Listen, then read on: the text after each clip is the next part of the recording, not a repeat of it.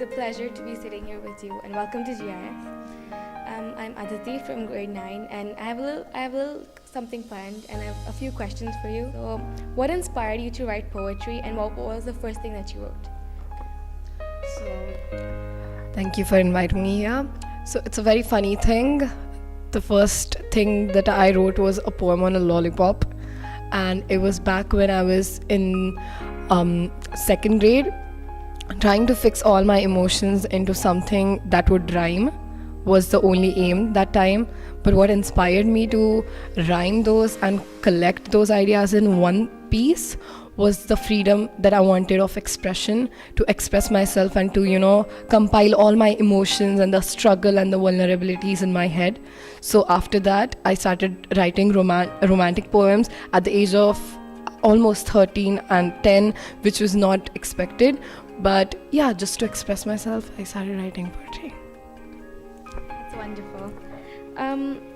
I myself am a lover of literature. So, what advice would you give to budding artists and poets in this generation?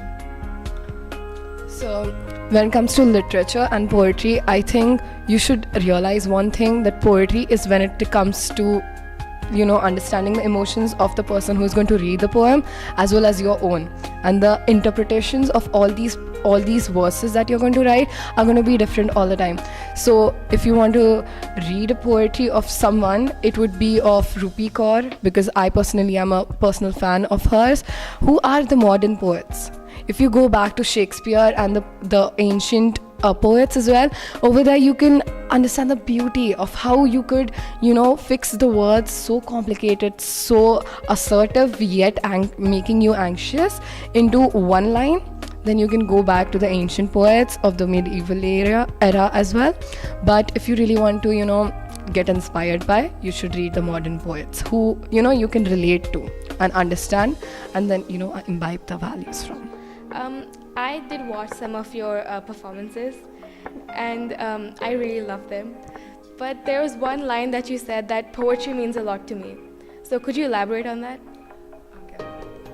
So, being very free on this, I was bullied a lot in my school days, and I was bullied especially for being a poet, because an artist and his poetry or his any form of art is not considered as something that you could earn respect from, earn any form of emotion from. So poetry meaning a lot to me is it defining every inch of my soul, not just me having a respect. Like today, standing on that stage, I was receiving an award for judging something, which was a huge thing, because back in my days when I was in school, I did not get the chance to even compete in competitions because of the partiality when it comes to art forms, because artists are not considered. So I am very possessive about my poetry, because poetry has been an aid to recover from all the loss, to like I said, to transform those vulnerabilities into words.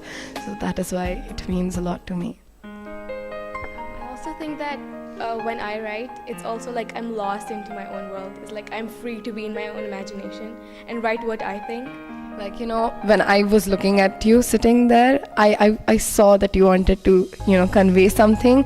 Those things that come out of our eyes could be transformed into words. So the collaborations that two poets can do by not feeling something about one word, but some different thought, that is the dimension that I'm talking about when it comes to poetry or being a writer. So yeah. And in today's generation, like a lot of people, they want to be in the popular fields, like they want to be doctors and engineers. So what made you inspire yourself and go into such a creative field? So right now, even I am doing something known as management, which is the happening thing, which you need to survive for earning. But me going to creative field was me having amazing parents. They just knew that a kid, a 7th grader, writing about love and heartbreak, never experienced anything, just looking at movies, just looking around her friends who used to get, I don't know, the romance of the young age, and writing about it is something different. So my parents always told me that you have to you have to consider your passion, but if you make your passion into something you are earning from, you're going to demolish that art. So right now, yes, even I am doing management because I think logical way of thinking in this world, this business world oriented into technology and advancements, it is necessary to have something to the aid so that you can run to your art, run to your passion, and it can be home to you. If I would have sold my books at a huge level, large scale level, to become popular or to gain recognition in the society, I do not think I would have considered poetry as something I can be meaning a lot to me. I would make money out of, if I make money out of it. So now all of this recognition and everything, I got it on its own. But on the basics, you have to be at the ground level, so you need to have something at your aid. So some people go through the engineering phase and then turn out to be artists or engineering or any medical form. I took humanities, I learned psychology, I learned humanities, and then I realized that to be continuously in face to face, to empathy, to emotions, it hurts me here. So being around people who are not going to understand that is going to train me to write better complex ideas about heartless people. So yeah, I'm doing management, which is a very weird thing coming from an artist who has written 3 books. So yeah. I can totally relate to that. Even I've been thinking on a more creative field, but I understand that the world does not always work the way I want it to. And lastly, how was your experience at GI yesterday?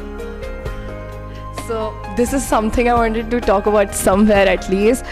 I got all the flashbacks from my school. I got like flashbacks when they dance, when people were communicating, the teachers were talking to the students. I felt so good and homely, and finally, at bay where I could be comfortable around a school environment.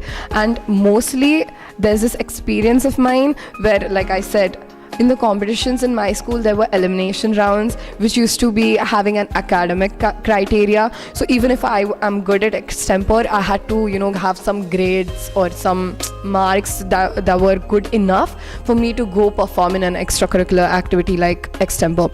And over here, it was so the open environment. I was like, today over here, I'm judging an extempore, and I am getting a trophy for being present and judging it, not to be actually competing for it. So that was an honorable experience for me, and thank you. I mean, I cannot have words to this is a moment where a writer does not have words to express what he or she feels. It was an amazing experience. Thank you. Thank you so much. It was a pleasure talking to you. Thank you so much for your time, and I hope we meet again soon.